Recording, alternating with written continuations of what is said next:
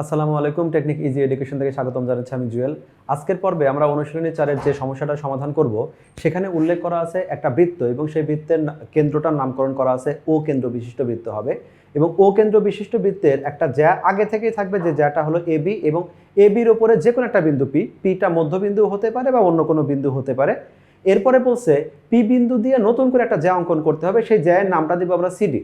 CD এমনভাবে দিব যেন এই সিডি অঙ্কন করার ফলে আমাদের সিপি স্কোয়ার সমান হবে এপি ইন্টু বিপি, এরকম একটা আমাদের সম্পর্ক দাঁড়ায়।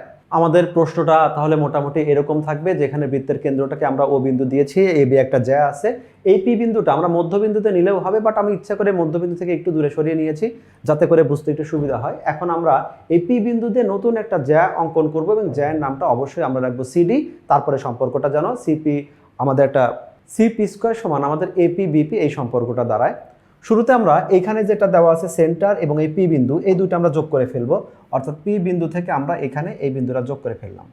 এই বিন্দুটা যেহেতু আমাদের পি বিন্দুটা মধ্যবিন্দু কিনা এটা আমরা নিশ্চিত না এবং মধ্যবিন্দু আমরা নেইও নাই, তাহলে এই জায়গায় অবশ্যই সেটা লম্ব হবে না, একমাত্র মধ্যবিন্দু হলেই আমাদের লম্ব হয়। পি বিন্দু যেটা আছে, পি বিন্দুতে আমরা এইখানে একটা লম্ব আঁকবো, পি বিন্দুতে কার উপরে, এই ওপির উপরে একটা লম্ব আঁকবো, অর্থাৎ এই পি বিন্দু দিয়ে ওপি রেখাকে টার্গেট করে এ বি বাহুটা আমরা আপাতত ভুলে যাচ্ছি, আমরা এই ওপি যে রেখা আছে ওই ওপি রেখার উপর একটা নতুন করে লম্ব আঁকবো। বোঝানোর সুবিধার্থে আমি এই ছবিটা জুম করে নিলাম। আমাদের এখন ফোকাস শুধুমাত্র পি বিন্দুতে। এখানে একটা লম্ব যদি অঙ্কন করি তাহলে আমরা এখানে একটা প্রথমে বৃত্তচাপ আঁকবো, যে কোনো ব্যাসার্ধের একটা বৃত্তচাপ। সেই বৃত্তচাপটা আমরা এখান থেকে একই বৃত্তচাপটা এই আগের বৃত্তচাপ থেকে একটা কেটে নিব।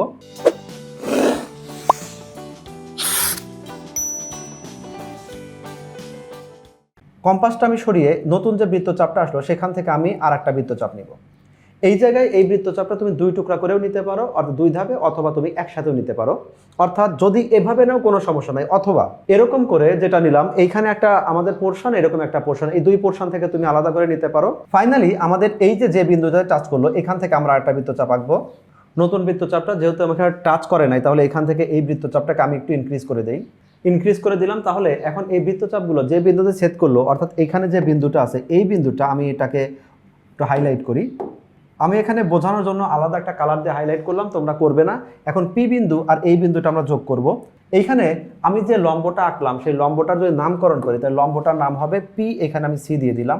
এই যে সি বিন্দুটা পাওয়া গেল, এই সি একটা যে বিন্দু আছে সি বিন্দুটাকে আমরা পিছনের দিকে ইনক্রিজ করব।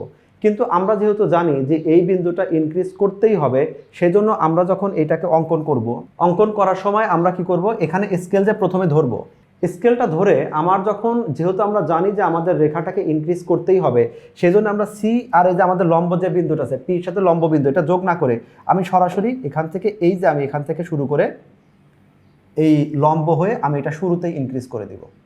যদিও বর্ণনার সময় আমি বলবো যে আমরা প্রথমে একটা লম্ব আঁকে কি ওপি লম্ব, এখানে আমি সিপি এই বিন্দুটার নাম আমরা দিয়ে দেবো সিপি লম্ব আঁকলাম এবং সিপিকে পিছের দিকে আমরা বর্ধিত করি যে বৃত্ত পর্যন্ত, এটা নামকরণ দিলাম ডি, তাহলে এই সিডি। কিন্তু আমি যেহেতু জানি যে আমাকে ডি পর্যন্ত বর্ধিতই করতে হবে, তাই টাইম সেভ করার জন্য স্কেলটা প্রথমে ধরে আমি একটা টান দিয়ে দিব, তাহলে আমাদের একটা নতুন লম্ব হয়ে যাচ্ছে সিডি। অর্থাৎ আমাদের যে কাঙ্ক্ষিত একটা নতুন একটা জ্যা দরকার ছিল, যে জ্যাটাতে আমাদের সিপি এর সাথে সম্পর্ক হবে, সিপি স্কোয়ার সাথে সম্পর্ক হবে আমাদের এপি ইন্টু বিপি, এইটাই হলো সেই কাঙ্ক্ষিত আমাদের সিডি জ্যা। এখন আমরা আমাদের বইয়ে ফিরে যাই। বইয়ে আমরা একইভাবে অঙ্কন করেছি ধারাবাহিকভাবে। প্রথমে এই যে বিন্দুটা আছে এই বিন্দুটা আমরা যে কোনো বিন্দু নিলেই হবে, মধ্যবিন্দু আমরা নেই নাই, বাট মধ্যবিন্দু নিলে যে হবে না ব্যাপারটা ওইরকমও না, কিন্তু মধ্যবিন্দুর সাথে একটু সমস্যা আছে।